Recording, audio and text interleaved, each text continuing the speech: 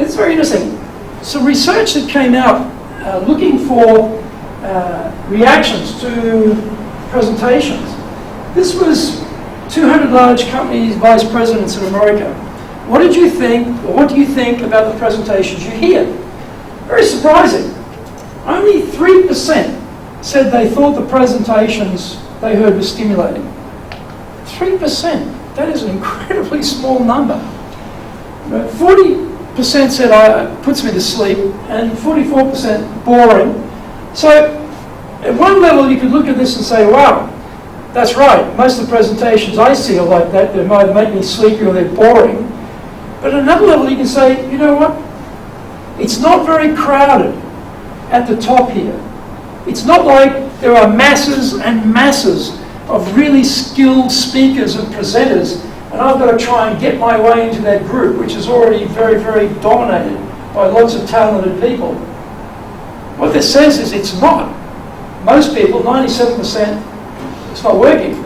So with proper training, we can all be in that top 3%. We can stand out in the crowd. And that's the objective of this 2 days of training through the high-impact presentations. Now, very interesting. We're all taught about the importance of the content.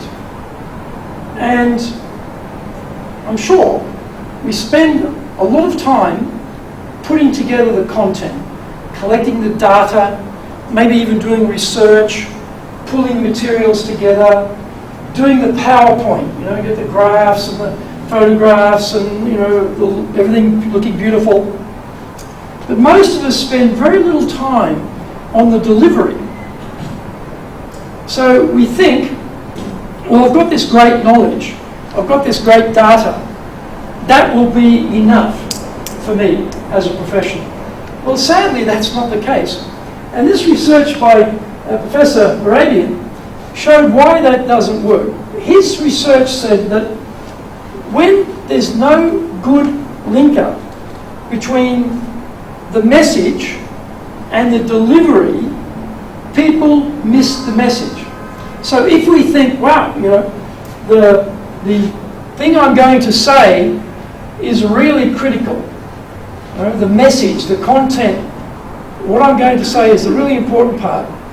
What he found was, if the way you say that doesn't match with the content, only 7% of people actually hear what you're saying. You might doubt that. You might doubt that. I'm going to give you a demonstration in a second here, which will show to you that is quite true. Let me show you this presentation.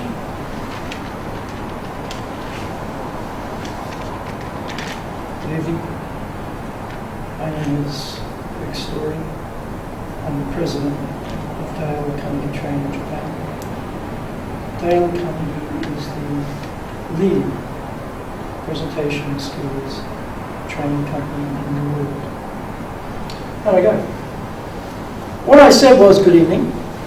My name is Greg Story. I'm the president of Dale Carnegie Training Japan. Dale Carnegie Training is the leading presentation skills training company in the world. Those were my words. But did you get my message? Did you believe what I said? I had great content. I said we're the leading presentation skills training company in the world. That was fantastic content. But my message, fantastic training company, was killed by the delivery with no eye contact, weak voice, no energy, no passion, no projection. So what happens in that case where my words, if I wrote those words on the board, it looked terrific, but the voice wasn't there, so maybe you noticed, oh, I can't hear what he's saying. Or the message he's telling me, the most fantastic presentation skills training company, doesn't sound like it. Or the body language, looking down, no eye contact, no energy. The visual, you're looking at how I'm dressed, you're looking at my body language, you're saying, doesn't seem like he's convinced that Dale Carnegie Training is, you know, a dynamic training company. It doesn't look like it. So these messages, my voice, lack of power, my body projection, lack of power, overwhelm the actual words. So if we believe that what we say is enough,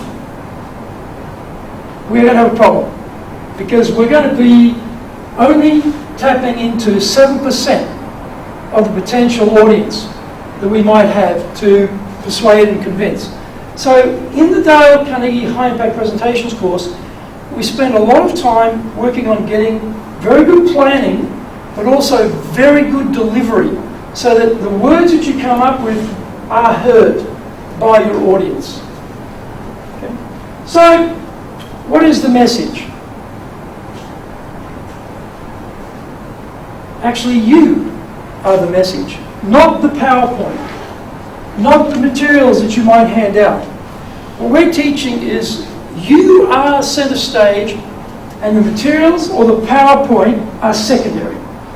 But I'm sure many of us have seen presenters who are dominated by the PowerPoint or the flip chart or the whiteboard or whatever, so that in some cases they're actually not even facing us, they're talking to the screen, they've got lots of information on here, they're absorbed by what's going on here, and they're not really trying to connect with their audience. So what we're teaching is, this screen is not the main screen. This screen here, your face, is actually the main screen. And this is the critical influencer and persuader of the message, right? Your face. So not this, but you. So this should always be secondary to you.